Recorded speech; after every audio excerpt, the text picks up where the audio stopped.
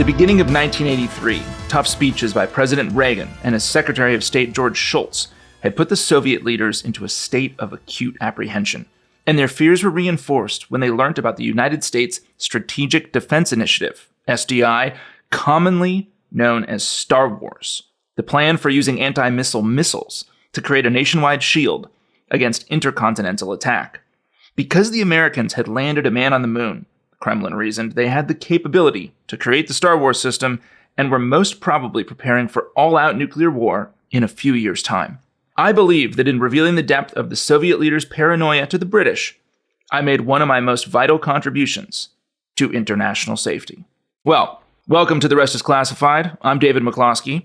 And I'm Gordon Carrera. And that was Oleg Gordievsky, KGB officer, spy for the British, writing in his wonderfully named memoir, Next Stop Execution, about, I think, Gordon, his most significant contribution as a spy. We spoke in the last episode about his really crucial assistance in, I guess, really preventing what would have become a mole hunt inside MI5 by revealing the existence of a potential traitor in that organization. So he's already contributed a lot. But by the time we get to the mid-80s, Oleg Gordievsky is reporting out of the KGB residency in London. He's working closely with his handlers in MI6. And the Cold War is getting hot in the mid-1980s, Gordon. And Gordievsky, as he alludes to in his memoir, I think is going to play a really critical role in bringing the temperature down. Yeah, that's right. Early in his time, when he's just arrived in London at the start of the 80s, he does produce a report on something called Operation Rian. Some people pronounce it Rian. And at the time, people go, it's interesting, but they don't quite realize how significant it is. And as we'll see, this is actually one of the most significant streams of reporting that Gordievsky will provide to MI6, which is going to go right to the top. It's going to go to the Prime Minister, Margaret Thatcher. It's going to go to the President of the United States, Ronald Reagan. And it is going to help shape the understanding of the late Cold War.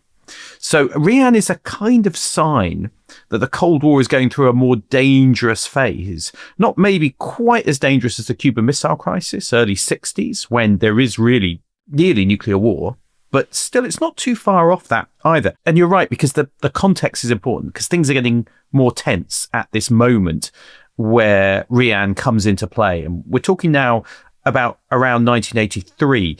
The Reagan administration is trying to pressure the Soviet Union and take the fight to them. So it's backed away from some of the 70s ideas of détente about making nice with the Soviets. And it's doing it rhetorically, but it's also doing it with some covert action and with some military activities. So, you've got things like that program in Afghanistan that the CIA is running to arm the Mujahideen to kill Soviet soldiers. And the US military is flying missions close to Soviet airspace. The KGB head at the time is Andropov. He's worried that the West is getting ready for a first strike using nuclear weapons. And there's one memo which goes out from the KGB. Reactionary imperialist groups in the USA have openly embarked on a course of confrontation. The threat of outbreak of a nuclear war has reached dangerous proportions, he says. And this is at the start of the 80s. And so he, at the helm of the KGB, launches Rian in 1981, and it's the largest Soviet peacetime intelligence operation in history because it's run jointly by the KGB and the GRU, Russian military intelligence. And the point of it is to look for signs that first Western strike on the Soviet Union is coming, because they're convinced it is coming. So all the officers out in embassies are basically being told to look for the indicators, the warning signs that the strike is coming. Now, some of them are kind of obvious, like, are there any signs of major troop movements? Which you'd hope they would already be collecting on, but nonetheless. I mean, they literally had a checklist. So, it's like as you check them off, as you see more of these. But one of them is there a rise in the price of blood from donors because the authorities are buying up supplies ready for the war? Do you charge for blood in the UK? No, we don't charge for blood. Do you charge for blood in the US? Oh, I'm sure you can buy it somewhere. It's a capitalist free market economy. Blood prices are at record highs. spies. Yeah, I just imagine this market. So no one has actually worked out or told Moscow that they don't charge for it. But it just gives a side of the paranoia. Another one, which is half obvious, not exactly accurate, is to count how many lights are on at the Ministry of Defence in London at night. So if there are more lights on, if they're working late, those civil servants, then it's a sign they're planning war. Again, I mean, that is not the most accurate reflection. It just tells you whether you've got a bad boss or you're sitting by a window and you've left the light on for the day. I mean, you could have left the light on for the day and triggered World War III. Was there like a color-coded scale, like the terror warning alerts inside the KGB or something like that? Yeah, the more ticks on the database means, the closer you're getting to war. Seems ripe for false positives, I would say. It does. It's quintessential KGB because it's bureaucratic, it's potentially pointless, it's deeply paranoid. It suits them. Exactly. So this is Andropov's thing. And then 1982, late that year, the leader of the Soviet Union, Brezhnev, the Grey Cardinal, the rather dull figure who'd been there for a while, dies. And Andropov, the KGB man, takes over as leader. Now, I think this is also interesting because it's actually pretty unusual in Soviet history to have the head of the KGB become also the general secretary of the Communist Party and the leader of the country. Most of the party apparatchiks don't like KGB men becoming the boss, and they try and kind of prevent it happening. There's a kind of slightly uneasy relationship because everyone knows those KGB guys are a little bit crazy, I think, and a little bit paranoid. Putin's done just fine, Gordon. He's done just fine. He's redeemed the brand. Let's look at Putin, and say, you wonder why it might be a mistake to have spies as your leaders. There's a general point there, which is, I think, on the whole, spies who worry about bad things happening are not necessarily always the best people to have as leaders. But here you've got Andropov, suddenly this guy who's a bit paranoid about the West as leader. March 83, Reagan gives this speech calling the Soviet Union an evil empire and the focus of evil in the modern world. I mean, this is not the language of someone who's suggesting he wants to negotiate a deal or do arms control. Doesn't sound like Nixon, does it? No. So, Moscow's rightly seeing this is someone who wants to, rather than manage tensions down, he wants to kind of ratchet them up, maybe create an arms race, which Washington thinks it can win because it's superior economically and technologically. Then a few weeks later, Reagan gives this speech talking about the Strategic Defense Initiative, the SDI, otherwise known much better as Star Wars. Yeah, it's a better name. It's a better name, isn't it? Which, again, kind of sets off the paranoia because the whole point is the Cold War, you've had mutually assured destruction, each side thinking, well, they won't launch an attack on us because if they do, we can just destroy them. But suddenly, if America has got this amazing missile shield, which can shoot down our weapons, then they could launch an attack on us and be safe. So you can see why all of this together is fueling paranoia. Of course, Star Wars, as with the film, was a bit of a fantasy. I still don't think you could build it. It was all talk. Unlike the films, it didn't work. It's not actually a thing, right? It's not fielded, but it scares the hell out of the Soviet leadership. Yeah, the idea the Death Star is going to be built somehow. And you've got Pershing missiles being sent to Germany, which could reach Moscow in 4 to 6 minutes. Response to Soviet missiles coming into Europe. So suddenly there is this feeling that things are getting more tense, particularly, I think, in Moscow. And then start of September 83, the Soviets mistakenly shoot down a Korean civilian airliner, thinking it's a US jet in their airspace. And again, this causes kind of outrage. You've got this problem where Moscow doesn't understand Washington, and also Washington and London don't understand what the thinking is in Moscow and just how paranoid they are. And this fear, and I think it's kind of interesting because I think the Soviets just had this fear of a surprise attack and that they're suddenly going to be taken by surprise by a first strike by this newly aggressive West. I guess it also shows you how, like just from an intelligence gathering standpoint, just how scant the reporting was on true plans and intentions, right? The sort of high level strategic stuff, I guess you could get some of it from SIGINT, but you would need a source who actually has access to senior level decision making in either capital to give you a sense of how Washington or Moscow are sort of actually interpreting these events. It seems like neither side in this period really had particularly well-placed sources. So enter Gordievsky, right, who's probably the most senior guy capable of delivering that.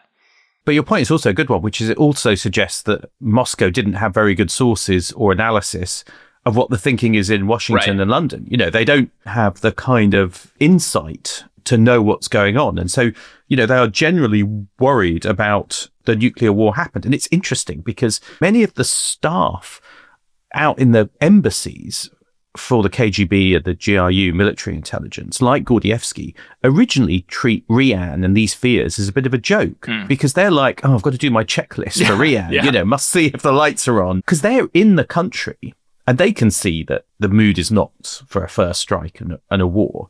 But what's funny is, under the Soviet system, they have to kind of please their boss. So it means you have to feed back to your boss to say, yes, there are these warnings, these indicators. Yes, stuff's happening. Yes, there are more lights on this week than last week, because you're trying to keep your boss happy and you don't want to contradict the boss. So the result is they kind of try and keep their superiors happy. They're feeding back stuff to Moscow, which suggests there are some of these indicators and warnings of signs, even though on the ground they don't believe it. So it's kind of interesting, isn't it? Because the spies on the ground in the embassies actually have a better feel for what's going on in London and Washington than the chiefs in Moscow. But the chiefs in Moscow are not getting a really truthful picture either.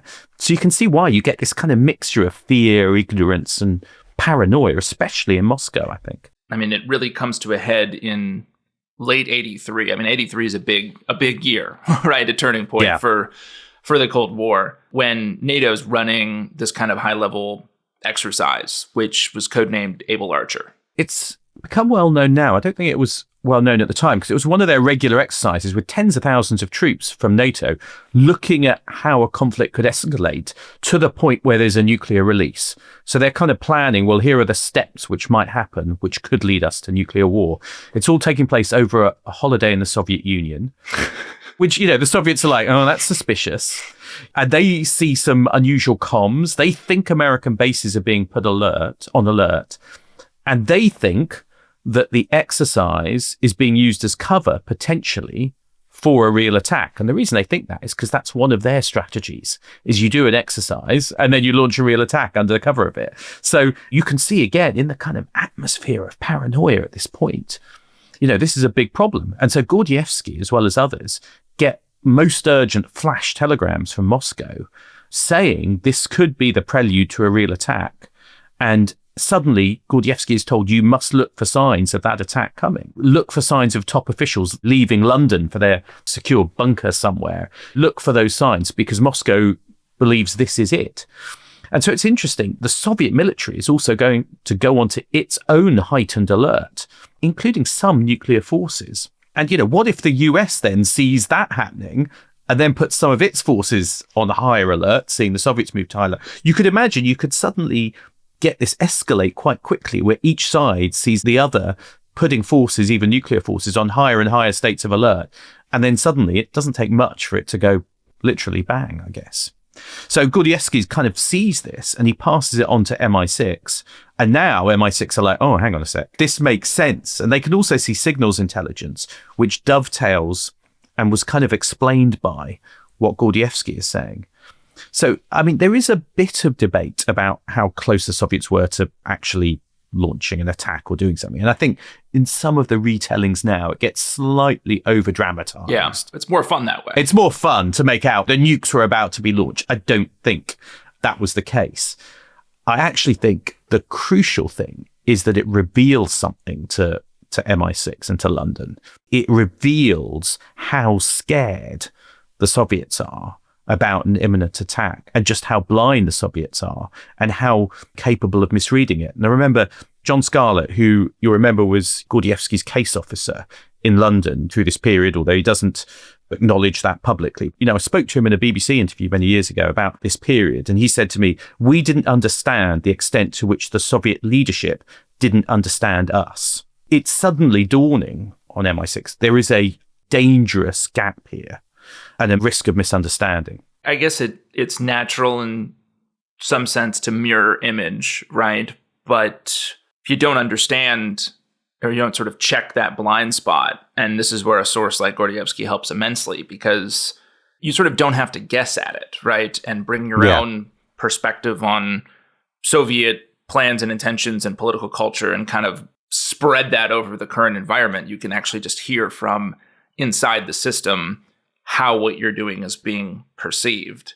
This is one of my kind of questions about the case is, when Gordievsky's providing this information, is he giving his assessments or is he reporting back? Because there's a bit of a fine line, right? I mean, Gordievsky can be asked questions about what's going on in Moscow and can kind of give an interpretation of events that's probably more accurate than what MI6 or the CIA or whoever is going to come up with. But on the other hand, it's also like, what access does he have, right, to kind of senior level decision making? He's abroad. He's in the London Residentura. He's not actually in the Kremlin making decisions. No, but I guess he is plugged into what the Kremlin thinks. I think this is one of the interesting things which goes back to the business of human intelligence and why human spies are so important and why Gordievsky is so important. Because you could imagine if you'd intercepted the messages about Abel Archer or how the Soviets are thinking about Abel Archer, or you'd had signals collection, or you'd an agent had stolen a report about it and handed it to MI6, you would have an insight into what the Soviets are worried about and looking for. But I kind of think it's only if you can speak to someone, if you can sit down, a case officer with an agent, and say, what does this mean? How should we understand this? What does it tell us about the mindset, for that person to be able to explain it and convey the kind of atmosphere and the thinking in Moscow? That to me is what this shows about human spies, is if you want to get inside the kind of the actual intentions and the thinking of an adversary, actually that's where being able to converse with an agent who is plugged into that is priceless. And I think that's what Gordievsky gives them at this point, in a way that they wouldn't have got from signals intelligence or from documents stolen by a human spy and passed on. That to me says something quite important about where human intelligence gives you that added value over anything else. And I guess the primo nature of the material also meant that it was essentially going straight to Prime Minister Thatcher's desk. I would have to imagine it's also a very small circle in terms of policymakers who were consuming Gordievsky's raw intelligence, just given how sensitive it would have been. Yeah, and it's interesting because she was actually one of only a handful of people outside of MI6 to know that there was a senior KGB officer offering up secrets. She doesn't know his name, Gordievsky. She knows him as Mr. Collins. Mr. Collins. Mr. Collins, which is it's a great name. And she really gets interested in him and the reporting. I mean, she's kind of a little bit of a spy fan. She likes spy novels, doesn't she? She likes spy novels. She likes Freddie Forsyth novels. Poor Freddie, who's just passed away recently. And she gets this raw intelligence, and it comes in the form of what are called red jackets, because that's the folder they were in, had a kind of red jacket around them. And a foreign affairs advisor puts them on the desk and would say, we've got some more post from Mr. Collins, Prime Minister. Written more letters. Yeah, Mr. Collins has written some letters. And they'd be in this special blue box for which only the Prime Minister, her private secretary, and a foreign affairs advisor have got the key. So, I love the idea. It's like it needs a key. It's very kind of old school.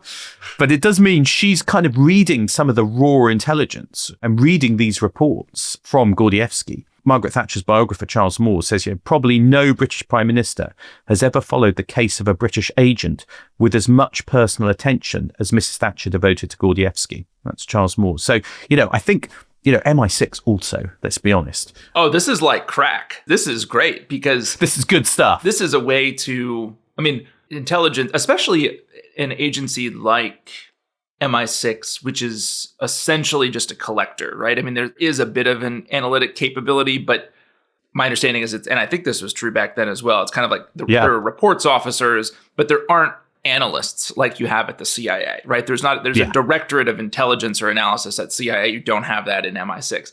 And so your currency is always going to be the quality of the human intelligence. And so all of a sudden with a case like Gordievsky, you've got an invitation to go visit Maggie Thatcher whenever new reports come out. And as a senior MI6 officer, I'd imagine that is exactly what you're after, is to get the policymakers hooked on the product, right? It's perfect. Hooked on the product. Yeah, exactly. You do make it sound like a drug deal. I said it. Yeah, it's like crack. So I came full circle, Gordon. Yeah, it was like the cat that got the cream, someone told me of MI6 at that time, of how they kind of, walked around. It's a good point, because even if you go back to World War II, it was the MI6 chief who had the intercepts from Bletchley Park, and they came through the chief of MI6 and would kind of walk them into Churchill. And it was about very, very deliberately saying, look what we've got, and building that kind of relationship. So yeah, these agencies know what they're doing. They know how to play it. So it's going to go direct to Thatcher. It's going to have a big impact on her. Which is not always true of the intelligence, right? Like, there's really exciting stuff that gets to the policymaker. And then there's stuff that actually changes the policymaker's mind and eventually their actions. We used to have a joke because you'd get feedback when you'd write a PDB, an article for the President's Daily Brief. And it would go down to, when I was writing, it was either George W. Bush or Obama. And sometimes the feedback from the briefer who took the stuff down would be that the president, quote, read it with interest, which essentially meant he was looking at the page for some period of time that had your article on it, right? And that was like, okay, maybe it had no impact at all, right? But in this case, Thatcher is actually sort of changing her approach in some ways to the height of the Cold War because of what Gordievsky is reporting, which is amazing. It's amazing, isn't it, in that sense, because she realizes how dangerous it is, having seen all this stuff around Rian and the paranoia in Moscow. And so she's going to tone down the rhetoric. And I think it's one of the biggest contributions of any spy, but she'll also then talk to Ronald Reagan and President Reagan about it. And initially, he's a bit kind of skeptical about it, but it is going to play a role, and we'll come back to this, in helping shift the whole approach of these two allies and very closely aligned leaders to the Soviet Union at this dangerous moment. Gordievsky's reporting starts to filter through into Washington at this point. And it's going to be described as an epiphany for Reagan when he sees this material from Gordievsky. Now, this, in terms of the story of the case, proves to be both good and bad, the fact that it reaches Washington, David. Because I'm afraid this is where the CIA, time to utter those words, comes into the story. Don't you feel better having said CIA, Gordon? Don't you just feel like there's a lightness about this conversation that we can now proceed with because we have the Central Intelligence Agency involved? Let's let the audience judge that lightness as we get through the story about how we feel about the CIA in this case. It's decidedly going to be a mixed bag, I would say, isn't it? That's generous, even. Yeah, it's slightly a bad bag, maybe, in the end. Not even that mixed. So Gordievsky's intelligence is past the Americans, but it's interesting, it's passed as a report, but not the name of the source. So Five Eyes, US, UK, MI6 and CIA are close, aren't they? But I think sometimes people have the wrong idea that means they share absolutely everything. But one of the things they don't share are the actual identity of the sources. So you might share the product of a source, but you don't always share the identity of who that source is. And that's what's happening with Gordievsky. Standard operating procedure in both services would be to not share the name of a source, right? Because if you think about it, your number one priority, say you're the case officer, the team running Gordievsky.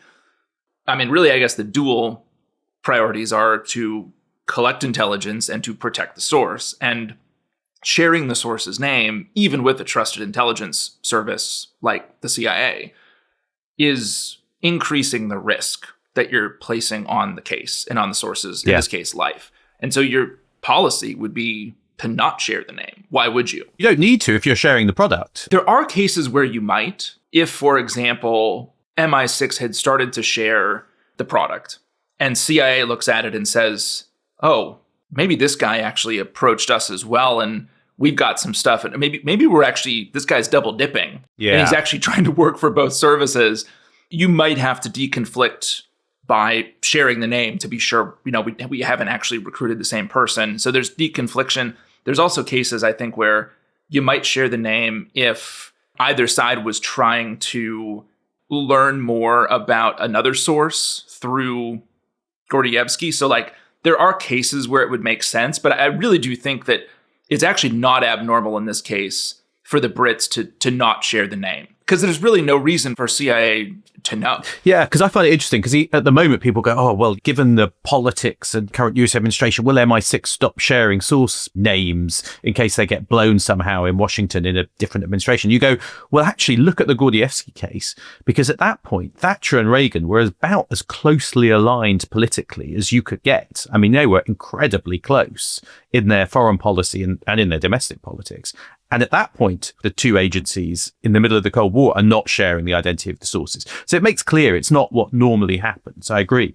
So anyway, it goes to CIA, the material, treated as the holy of holiest in the CIA, I was told, dealt with by the analysts. So the mini McCloskeys. That doesn't sound right. Are we sure about that? I'm sure that there were analysts who had access to it, but I don't know. It seems like it would be officers inside, what was it, SE division, the shop that held what became Russia House. I met someone who had been on the analytical wing at the time who said it was shared with them for sure under very strict conditions. So like hard copy only, had to be kind of signed in, signed out. Yes. So I think analysts would see the product. Yeah. The mini McCloskeys of the day in Russia House and elsewhere. But, and I think they found it very valuable because it's giving them that insight. And he's revealing to them how kind of skewed those Soviet perceptions of Western policies were. And, wars come from those misunderstandings. So Gordievsky's warnings, I think, then do start to feed into Washington quite deeply. And Bob Gates, who was deputy director of the CIA, later defense secretary, said Gordievsky helped reinforce Reagan's conviction that a great effort had to be made not just to reduce tension, but to end the Cold War. So you can see the impact there.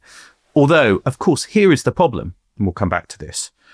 It makes the CIA a bit jealous, doesn't it? Those kind of base emotions, Gordon, are not. Those are below the Central Intelligence Agency. I think you'll find, maybe in your time, David, but I think if you go back to the early 80s... We'd matured by the early 2000s. No, I could see there being a sense of rivalry, for sure. I think there is occasional competition, or maybe just a constant undercurrent of competition between the two services that usually is resolved peaceably and to the mutual benefit of both capitals, but occasionally can be disruptive. That makes sense to me, especially given how good of a case this is.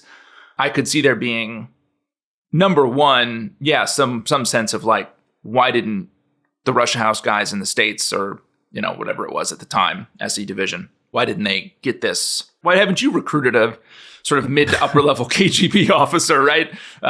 What's going on? Yeah, that makes total sense. Yeah.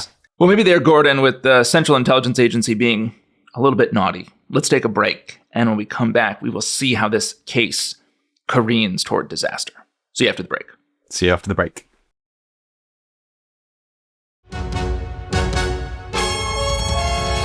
Well, welcome back.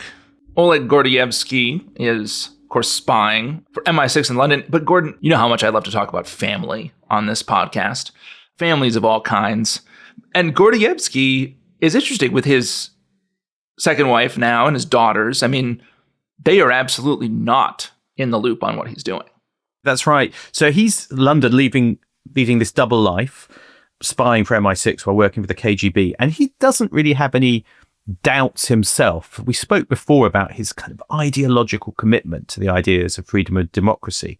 The only times where he does a little bit question whether he is on the right path is when it comes to his family. And he looks at his wife and his daughters and thinks, what have I done? How do I get out of this? And he knows there's not really any way out. But that's the one thing which makes him worried, is the knowledge he's embarked on a path which could be dangerous for him, but also for his wife and his two pretty young daughters. He doesn't actually, at the time, share any of these worries or his doubts with his MI6 case officers. I think he's always very keen to present this disciplined, focus intelligence officer front to them in the meetings that he has with Scarlett and others. But I think behind the scenes, there is just that element of struggle. And he sometimes feels the urge of perhaps he should tell his wife. One time he's criticizing something about Moscow. She tells him to stop. And she says, well, you can't do anything about it. And he thinks, maybe I can do something about it. Maybe one day you'll see I was able to do something about it. That's what he says. He nearly wants to go further and say, I am doing something about it. I'm spying. I'm taking on the KGB. But he knows, her mother and father are, in the Soviet Union and deep inside the system and linked to the KGB itself. She also talks about being a bit homesick, and she's got friends back in the Soviet Union. She's got a part-time job in the KGB station in London. I think he just knows he can't guarantee that she will share his views. And then what if she betrays him? If he says anything to her, the risks for her go up as well, whatever she decides to do about it. He's keeping his spying and his secret life closed off from her. Seems very stressful. It seems stressful. I think he's very good at compartmenting his life, but you can still believe that all his emotional energy is going into staying on the road, kind of keeping the show on the road, rather than perhaps having a positive relationship with his wife. So you get a sense the relationship is not easy, and he's kind of tense and he's preoccupied, but she hasn't got any idea. So he's walking this tightrope, and it's about to get even more tense and even more important. Gordievsky's reporting about how to manage the Soviet Union, as we saw, has been important for Thatcher. It's going to feed into a meeting that Thatcher has at Chequers, which is the Prime Minister's country retreat, in which they decide in London they want to reach out to reformists in the Soviet Union and invite some of them to Britain. And there's a younger star on the rise in the Communist Party at this point, which is Mikhail Gorbachev, not yet leader, but the invitation is made in 1984 to come to London. It's going to be in December. It's a big moment for Oleg and the embassy, but also things are getting a little bit tricky at the embassy. He's not entirely popular with other KGB officers. He's not one of the drinking boys. He's not swilling vodka from a tumbler in the office. He is really an outlier, though. He doesn't really drink. I mean, I guess he will. No. He doesn't seem to be totally a teetotaler, but he's not... He's not a social drinker. He's not a social drinker. Yeah. He's not consuming it to the extent that Resident Gook might be. Advid, yeah. Our friend Arkady Gook. Arkady, our favourite resident. But he's also, especially at the start, not been recruiting that many agents because he's busy spying for MI6. Is anybody recruiting agents, though, in the London Residentura? Good point. I think they're busy trying by having fancy lunches. People are trying. I think they've got a few contacts. So MI6 start to realise this is a bit of a problem, and they start to help. They start to give him chicken feed, which is material he can send back to look like he's writing useful reports. And they also put him in touch with people who can be confidential contacts, so not full agents, but contacts. And these are people that MI5 have put in his path deliberately so that he can up his quota of people he's talking to, but who are not going to feed back real stuff. Yeah, it's good. Ben McIntyre mentions this in his book, The Spy and the Traitor, on this, that, they put a young woman who worked in the Conservative Central Office in front of him so he can say, look, I've got a contact. So he's on the up. And MI6 also do this smart thing, which is they maneuver against his colleagues. So they expel one of them in March 1983. So now Oleg is the head of line PR. So he's the head of political reporting for the whole embassy.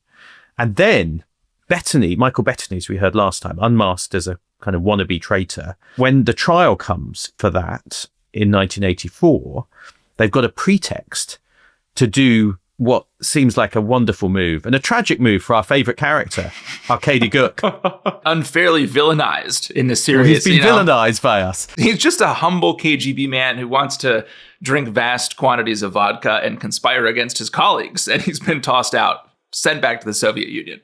So he's going to get expelled because, his name can come up in Bettany's trial. It means that Oleg has moved from deputy head of political reporting to head of political reporting. Now, with Arkady Gook removed, the deputy head of the whole Residentura becomes the acting head and Oleg becomes his deputy. So suddenly he's number 2 in the embassy and the person above him is only the acting head. So there's a succession battle. Oleg has got a shot at this, and MI6 wonder about expelling the acting head, but they're kind of like, that's because it's too obvious. Exactly. Too obvious. And, Oleg's going to go back for a regular meeting that summer, 1984. He's told he's a candidate to be resident, the head of the KGB in London, but he knows it's going to be a battle. And he knows that this big moment is coming up, which is that in December, Gorbachev is due to make this 8-day visit to London. And as the head of political reporting, as well as deputy head, he's going to be briefing Gorbachev on British politics. And as an MI6 agent, he's going to brief London about Gorbachev and Soviet politics. And this is just, I think this is absolutely wild as a kind of triumph of human intelligence. He is writing reports on British politics, things like the miners' strike, Margaret Thatcher, to prepare Gorbachev for the meetings. And when Gorbachev arrives, he reads these reports. And back to your point about PDBs, Gordievsky will get the briefs for Gorbachev back with the things underlined that Gorbachev is interested in for the visit. And then Gordievsky can go tell MI6, this is the stuff Gorbachev is really interested in. And, you should be prepared for that. And MI6 even give Gordievsky a brief on what the British Foreign Secretary is going to raise with Gorbachev. So that then Gordievsky can write the brief for Gorbachev ready so that he knows what's going to be raised. Spot on. Yeah. Yes, spot on. Amazing, Mr. Gordievsky, how you seem to have this amazing insight into what the British will be raising. And it's wild that in the middle of this is this kind of political reporting officer for MI6 who is basically briefing both the British Prime Minister and the upcoming Soviet top official through an agent, through an MI6 agent. I mean, it is wild. An asset like this, like Gordievsky, you could argue actually releases a lot of pressure from the system, because what's being passed to Moscow, the Brits are providing through Gordievsky real insight into the British position and decision making, right? So this can help to take the temperature way down, to have this kind of free flow of communication. I mean, the Brits know what's going on, the Soviets don't, but it kind of decompresses things.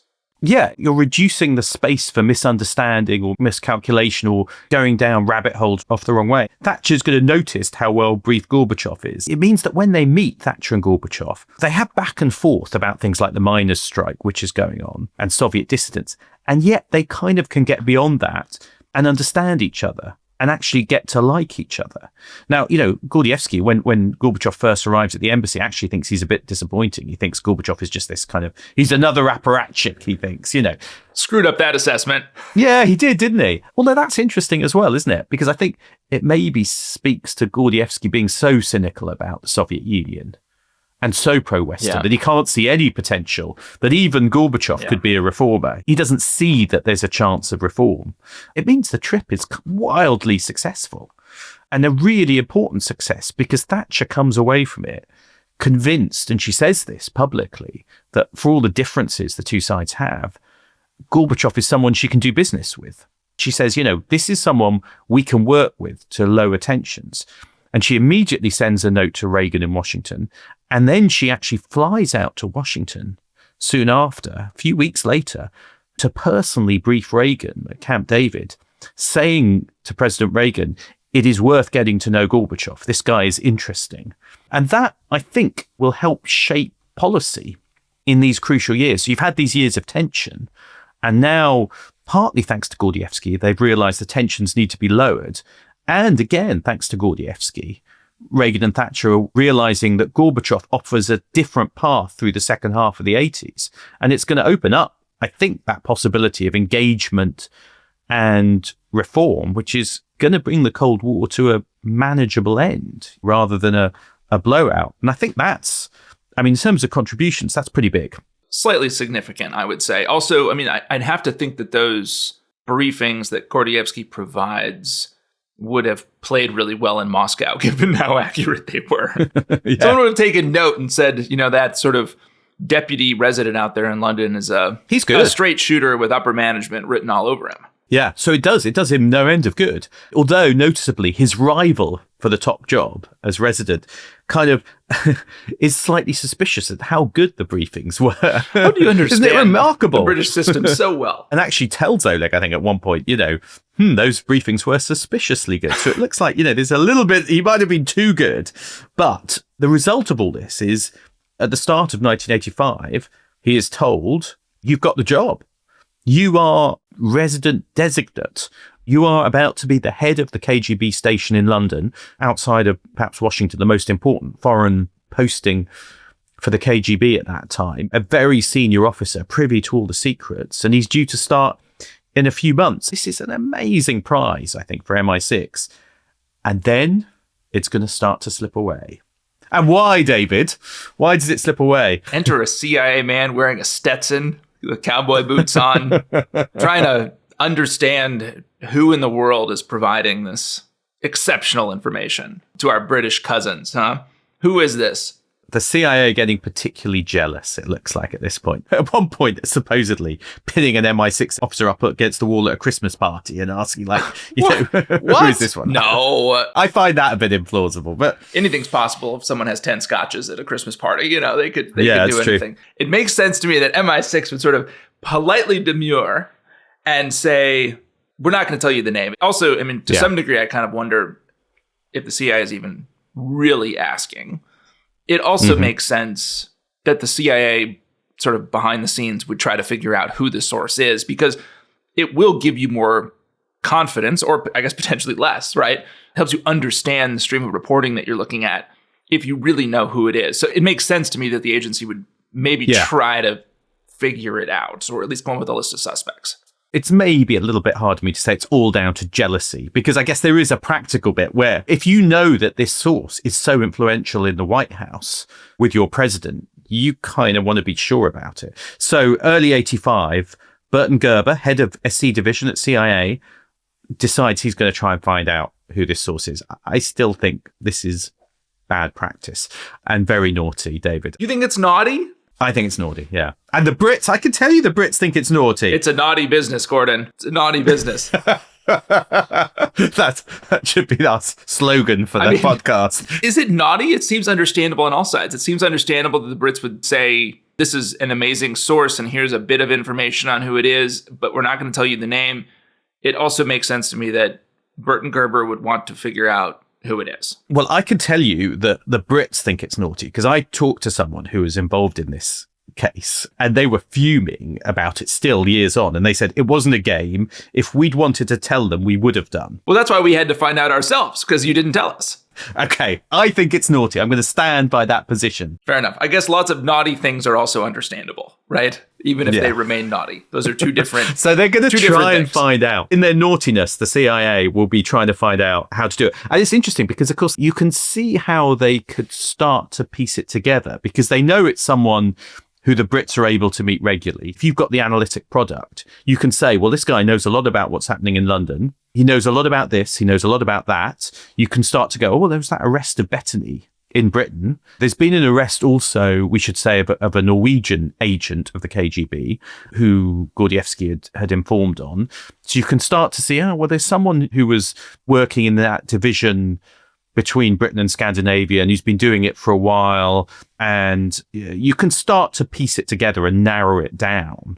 And of course, you've got the expulsions in Britain. You've got Arkady Guk. And so if you're in the CIA, if you're smart CIA analysts, the best of the mini McCloskeys, you can probably start going, okay, you can start to see what the Brits are up to. The analysts were never read into this little game to find out the name. No. I can guarantee you I would be shocked if a single analyst had known that this was happening. This was going on inside SE division and in the kind of... in the operational bit. Yeah, exactly. Yeah, that does make more sense. So they are going to work it out, and they're going to work out that Gordievsky fits the profile, and they're going to send a cable to the CIA's London station saying, would Gordievsky fit the profile? And the London station will say, yes, he fits the profile. They're not going to tell the Brits. They've had a guess about it. Now, here is the problem, that one of the counterintelligence officers in the SE division, the Soviet division, is a man called Aldrich Ames. And he is a baddie. He is a baddie. I think we should do his story properly. We will do his story properly, won't we? Because it's a good story. I mean, it's one of the defining espionage and counterintelligence stories of the Cold War as well, is the sort of betrayal of Aldrich Ames, his betrayals of the agency and so many of its Russia sources. And he's essentially after money, right? Ames is. And it's remarkable that he's one of the people running the sort of hunt for Gordievsky's name inside the CIA. Yeah. It's unfortunate. I know it's a little unclear if Ames was really the one who gave up Gordievsky's name, but certainly, him running the sort of CIA investigation to figure out who the source is bad. Yeah, and we will delve into Ames more. This all happens then in 1985 in May, because just before Oleg is due to take up his role as resident, Ames first approaches the KGB, but he doesn't talk to them properly until May the 15th. And he might have at that point told his handler about the fact that there's some kind of mole. But you're right, there is a bit of ambiguity about this, because Ames himself, when he's later interrogated, will say he doesn't give up Gordievsky's name at this point. And he is clear about that. But a lot of other people think the coincidence is too strong. But the fact there's a bit unexplained, is an issue. And he will say, I only gave up the name in June. Now, these dates might seem a bit kind of marginal, May or June. It does matter because it's in May that things are going to go south for Gordievsky. And there is also the possibility that the KGB had some fears about a mole anyway, that, you've got Gordievsky's rival for the resident job, who's also kind of got his suspicions. So there might have been other circumstantial reasons why the KGB could have been suspicious about it, even if Ames perhaps at his first meeting had just been vague about a penetration in Britain and not mentioned that it was Gordievsky. But whatever the exact cause is, the result is disaster. Because in London, Gordievsky has the prize in sight, becoming resident, when a cipher clerk brings in a telegram to his office, May 16th. So it's the day after Ames has had a meeting with his KGB handlers. Gordievsky gets a telegram, and without warning, he's being recalled to Moscow. A sudden summons home, 2 days. And I think it's fair to say that's really good news. It's never good news in the KGB, Gordon, I suppose. And maybe there, with Oleg now headed home to see what awaits him and into the dark embrace of the KGB, who is going to investigate him and try to understand if he is truly the mole. Let's end. And when we come back, we'll see how Oleg navigates through that minefield. But wait, before we go, there's more. If you don't want to wait, don't wait. You don't have to be an Aldrich Ames trying to piece together what happens in your own mind, because you can just join the declassified club. You don't have to be naughty. You can just join the club at therestisclassified.com, and you will get all the deepest secrets from the podcast, but especially you can listen to the next few episodes right away without any delay or having to piece together any fragments of intelligence. So do join, but otherwise, we'll see you next time. We'll see you next time.